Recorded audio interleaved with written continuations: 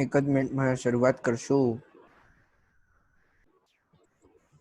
नमो हरिहंताणं नमो सिद्धाणं नमो हरियाणं नमो जनं नमो देशसाणं एषो पञ्चनमुक्कार सर्वपापप्रणाशनं मङ्गलानं च सर्वेषां परमं वै मङ्गलं चित्तारि मङ्गलमर्यन्ता मङ्गलं सिद्धामङ्गलं सावमङ्गलं केवलीबन्धुदमो मङ्गलं चत्तारि शरणं भजामि शरणं भजामि सिद्धाशरणं भजामि शरणं भजामि केवलीबन्धुदमो शरणं भजामि चत्तारि लोकतुमा हरिहन्ता लोकतुमा सिद्धा लोकतुमा साव लोकतुमा केवलीबन्धुदमो लोकतुमो मंगलम भगवान वीरो मंगलम गौतमो प्रभु मंगलम स्तुल्य भद्राचार्य जिन धर्म सुमंगलम सर्वारिष्ट प्रणाशाय सर्वाभिष्टार्थदायिने सर्वलब्धि निदानाय श्री गुरु गौतम स्वामिने नमः मंगलम पाठपरपरानाय श्री सुधर्मा स्वामिने नमः मंगलम पद्मजीताद्या मंगलम कनको गुरु मंगलम सूर्य देवेंद्र कला पूर्ण सुमंगलम कला प्रभोस्तु मंगलम कल्पतरु सूर्य सद्गुरुभ्यो नमः तीर्थभद्रसूरि सद्गुरुभ्यो नमः अज्ञानतिमिरान्धनं ज्ञानाञ्जनशलाकया नेत्रं येन तस्मै श्रीगुरुवे नमः तस्मै श्रीगुरुवे नमः। इस वक्त हम संवर तत्व के अंदर है। सबको मेरी आवाज आ रही है? पहले ये बताओ।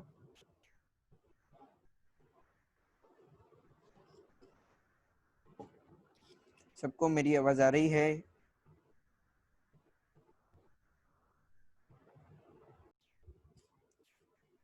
आज हम आश्रव के बाद संवर तत्व में है और संवर तत्व में हमने क्या क्या किया, तो हमने बहुत कुछ किया है। गुप्ती की है, उसके बाद हमने 5 समिति की है, 3 गुप्ती की है, यति धर्म किए हैं, 22 परिशव किए हैं। यह सारे करने के बाद अभी 12 प्रकार की भावना है। संवर तत्व के कुल भेद हमारे 96 भेद है। 96 में से 97 भेद है। 97 में से 57 भेद में से 97 भेद में से 5 समिति, 3 गुप्ती, 22 परिशव और यति धर्म के 10 भाग हमने कर लिए हैं। अभी हमारे 12 भावना और 5 प्रकार के चारित्र बाकी है। 12 भावना आज से शुरू करते हैं। 12 भावना के अंदर बार बार विचार करके जिससे आत्मा को भावित बनाया जाए उसे भावना कहते हैं। जिस चीज का, जिस प्रवृत्ति का, जिस विचार का आप बार बार सहारा लेते हैं, बार बार विचार करते हैं, उस विचार को, जिससे आत्मा को हम बार बार विचार करके भावित करते हैं, उसे भावना कहा जाता है। बार बार विचार करके आत्मा को भावित करना उसे कहा जाता है भावना। To make the soul totally engrossed by thinking constantly about this. 12 प्रकार की भावना है। पहला है अनित्य भावना, अशरण भावना, संसार भावना, एकत्व भावना, अन्यत्व भावना, अशुचि भावना, आश्रव भावना, संवर भावना, निर्जरा भावना, लोक स्वभाव भावना, बोधि दुर्लभ भावना, धर्म भावना। 12 प्रकार की भावना इस प्रकार है। पहली से आज शुरुआत करेंगे। अनित्य भावना। अनित्य का अर्थ ही है कि जो नित्य नहीं उसे कहा जाता है अनित्य। नित्य यानी हमेशा रहने वाला, शाश्वत, या वैसे का वैसा। जो नित्य नहीं वही है अनित्य। इस प्रकार पहली हमारी 12 भावना में से पहली भावना है अनित्य भावना। संसार, शरीर, दोष, पुण्य आदि कोई भी वस्तु या कोई भी प्रकार का दोष जो भी आपके शरीर में चल रहा है वो अनित्य है, नित्य नहीं है। नित्य नहीं है इसका अर्थ ही यही है कि वह हमेशा का नहीं है। कभी न कभी उसका अंत आने वाला है, कभी न कभी उसका नाश होने वाला है। नाशवंत है। अनित्य का दूसरा अर्थ है नाशवंत है। यह जगत भी नाशवंत है, हम भी नाशवंत है, जगत भी नाशवंत है, हम भी नाशवंत है। मैं जो लैपटॉप अभी यूज कर रहा हूँ वो भी शायद नाशवंत है।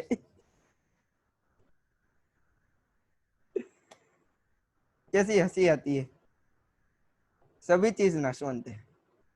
मैं जिधर बैठा हूँ वो जगह भी नाशवंत है। मैं जिससे बोल रहा हूँ वो मेरा मुंह और मेरा शरीर भी नाशवंत है। आप सुन रहे हो, आपका भी नाश होने वाला है, मेरा भी होने वाला है, सब चीज नाशवंत है। मैंने जो खाया वो भी नाशवंत था, उसका नाश हो चुका है। जो भी है सभी चीज नाशवंत है। यह सारी चीज अनित्य है। संसार के सभी भौतिक पदार्थ, धन, यौवन, मैं ये बात बताना भूल गया, आप जीते हो तभी बाल्य अवस्था में होते हो। जब भी पैदा होते हो तभी बाल्य अवस्था में होते हो। वो बाल्य अवस्था, उसके बाद यौवन अवस्था, उसके बाद वृद्धावस्था। यौवन अवस्था और वृद्धावस्था के बीच में भी एक ऐसा समय आता है जब भी आप उसके बीच में होते हो, जैसे 40-45 साल के आजू बाजू। उसके बाद आती है वृद्धावस्था। यह सारी प्रकार की अवस्थाएं, यह नाशवंत है। किसी का सौंदर्य है, किसी के पास कुरूपता है, कोई एकदम मन लुभाने जैसा किसी की आवाज है, कोकिल कंठ है, सब नाशवंत है। कुछ भी हमेशा का नहीं है। अभी कितने भी अच्छे दिखते हो, बूढ़े होंगे तभी जुरियां आ जाएगी, बुरे ही दिखने वाले हैं। वैसे के वैसे दिखना वो जरूरी नहीं है, आवश्यक नहीं है, नहीं दिखने वाले वो तो फिक्स है। संसार के सभी भौतिक पदार्थ, हमारा शरीर भी भौतिक है। हमारी अवस्था, शरीर और बाकी जितनी भी चीजें आप आजू बाजू में देख रहे हो, यह सारी भौतिक है। संसार के जितने भी भौतिक पदार्थ है, यह सारे नाशवंत है। धन, यौवन, शरीर, धन चला जाएगा। एक दिन जो आया है वही जाने वाला है। आज जब मैं भक्ति कर रहा था, बीच में मुझे एक सज्जा लेने का मन हुआ। परमात्मा के सामने मेरा रोज का 1.5 घंटा जाता है भक्ति में, सिर्फ स्तवन गाने में 1.5 घंटा। उसके पहले का बात का बात सभी अलग। उसमें याद आया, क्या तन मांझता रे एक दिन मिट्टी में मिल जाना। मिट्टी में मिल जाना, बंदे खाक में खप जाना। मिट्टिया चुन चुन महल बनाया, बंदा कहे घर मेरा। एक दिन बंदा उठ चलेगा, यह घर तेरा न मेरा। क्या तन मांझता रे एक दिन मिट्टी में मिल जाना। ये गाना गाया परमात्मा के सामने। सही में तभी ऐसा लगी गया कि यह सभी, यह पूर्ण संसार सभी अनित्य है। कुछ भी यह नित्य नहीं, क्षण भर का है, क्षणिक है। थोड़े समय में अभी है, थोड़े समय के बाद जाने वाला है। हमेशा का रहने नहीं वाला, हमेशा का कभी था भी नहीं और रहने भी नहीं वाला। आयुष्य भी आपका अनित्य है। हर भव में आयुष्य बदलता रहता है, सेम टू सेम नहीं रहता है, वही का वही नहीं रहता है। भव के साथ आयुष्य भी बदलता है, शरीर भी बदलता है, आप भी बदलते हो, भव भी बदल जाता है, गति भी बदल जाती है, उम्र भी बदल जाती है, सभी बदल जाता है। माँ बाप, रिश्ते वगैरह सब बदल जाते हैं, जगह बदल जाती है, कुछ भी वही का वही नहीं रहता। सब अनित्य है, भौतिक है। शरीर भी भौतिक है, जगह भी भौतिक है, जगत पूरा भौतिक है, सारे पदार्थ भौतिक है, रिश्ते भी भौतिक है। भले वो, हाँ एक बात मैं बताता हूँ, कल्याण मित्र से किया गया राग भी काम आएगा और अकल्याण मित्र से किया हुआ द्वेष भी डुबाएगा। कल्याण मित्र से किया हुआ राग वो भी काम आएगा, भले राग दोष है फिर भी वो काम आएगा। और अकल्याण मित्र के साथ किया हुआ द्वेष और राग कुछ भी करो वो डुबाएगा।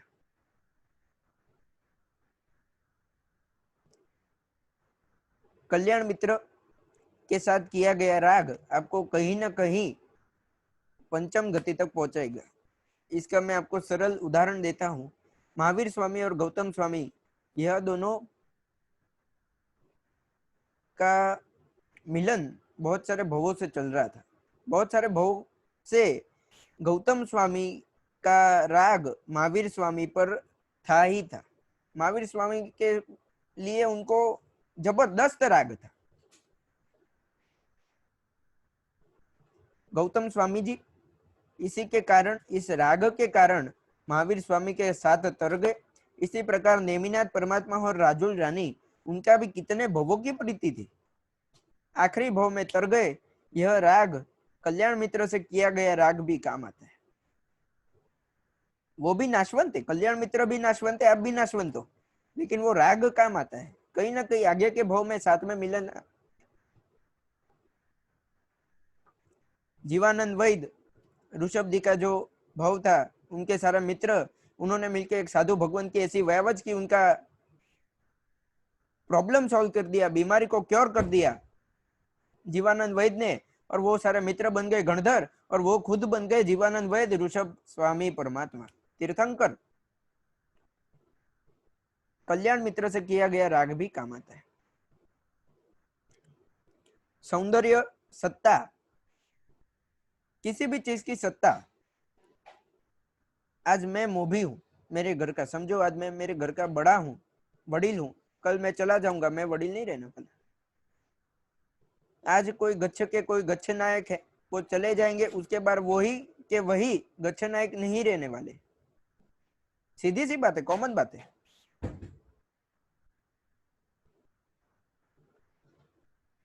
आज है, उनके जाने के बाद कोई और रहेगा। सत्ता भी वही की वही नहीं रहती, सत्ता भी बदलती है। एक राजा तभी तक राजा है जब तक उसके पास राज्य है। राज्य चला जाएगा वो राजा नहीं रहेगा, आयुष्य चला जाएगा वो राजा नहीं रहेगा, या कुछ भी चला जाएगा वो राजा नहीं रहेगा। इस प्रकार सत्ता भी नाशवंत है, वो भी अनित्य है, हमेशा की नहीं है।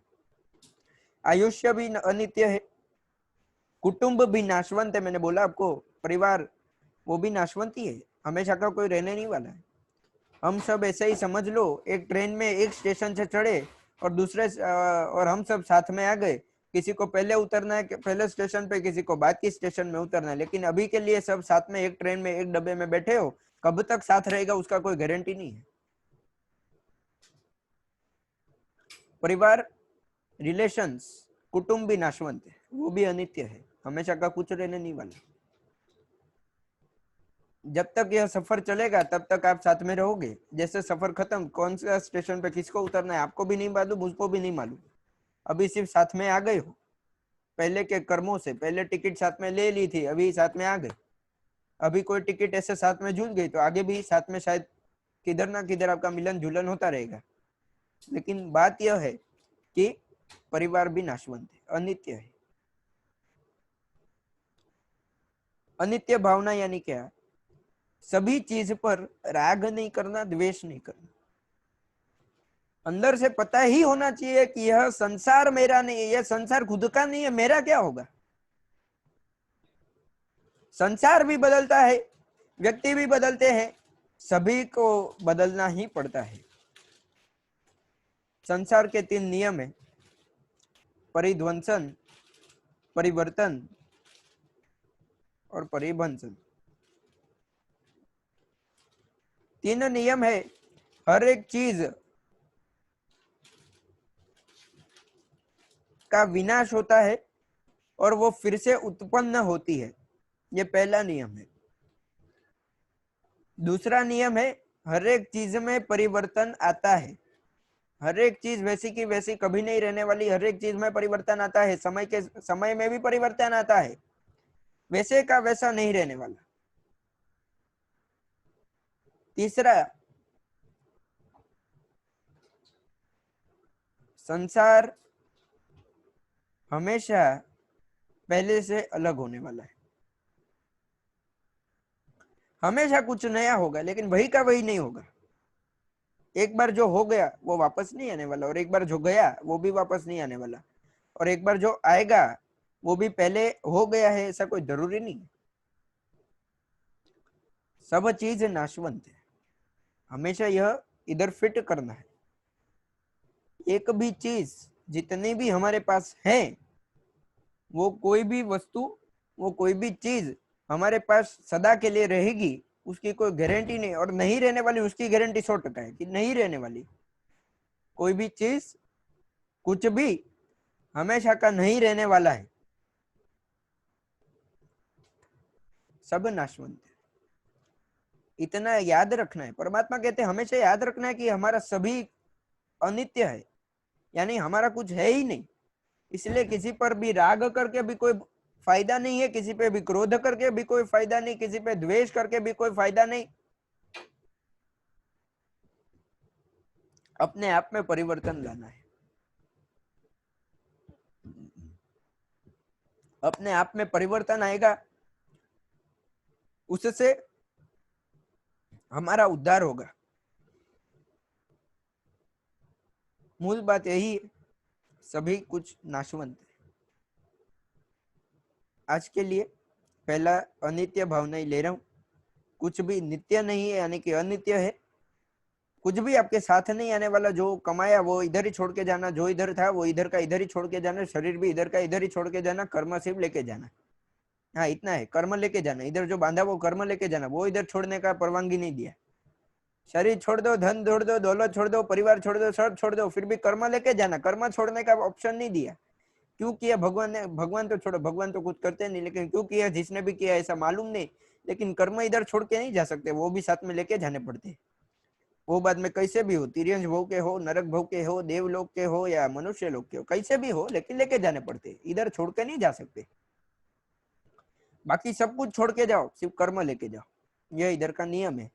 और कर्म भी नाशवंत है। एक बार उसका आपने निर्जरा किया या फिर एक बार वो उदय में आ गए, उसके बाद वो टूट जाएंगे। उदय में आके अकाम निर्जरा या सकाम निर्जरा कोई भी तरीके से वो धीरे धीरे टूट जाएंगे, वो भी खत्म हो जाएंगे। नए कर्म आ जाएंगे, वो बात अलग है, लेकिन पुराने वाले टूट जाएंगे। इस प्रकार सभी अनित्य है, इतना आपको मन में स्थिर करना है। मन में हमेशा याद रखिए कि यह सभी अनित्य है, यह कुछ मेरा नहीं है। इसके पीछे दौड़ना यह बेवकूफी है। इतना मन में आपको स्थिर करना है। और यह स्थिर करते करते आपको धीरे धीरे सब चीजों पर, वस्तुओं पर राग और द्वेष को पहले छोड़ना है। वैराग्य हुआ या ना हुआ वो तो बात की बात है। बहुत लोग को होता भी है, नहीं भी होता है, वो बात की बात है। लेकिन पहले राग और द्वेष को छोड़ना है। सभी चीज के प्रति राग और द्वेष को छोड़ना है। हमारा जो भी कुछ हम करते हैं, सभी चीज में राग या द्वेष के कारण हमारे महत्व ज्यादातर कर्मों का बंधन होता है। राग और द्वेष के बिना हमारा किसी भी जगह पे कर्म बंधन होना असंभव है। राग या द्वेष यह जरूरी नहीं है। आपको राग और द्वेष छोड़ना है। राग और द्वेष से ही आपका कर्मों का बंधन होता है। यह चीज के प्रति या कोई भी चीज के या कोई भी व्यक्ति के प्रति किधर ना किधर भी आप राग करते हो तो वो गलत है। राग और द्वेष के कारण ही आपका कर्म बंधन होता है। महत्व की और एक बात आपको बताता हूँ, द्वेष का कारण भी राग होता है। जो आप द्वेष करते हो उसका कारण भी लगभग राग ही होता है।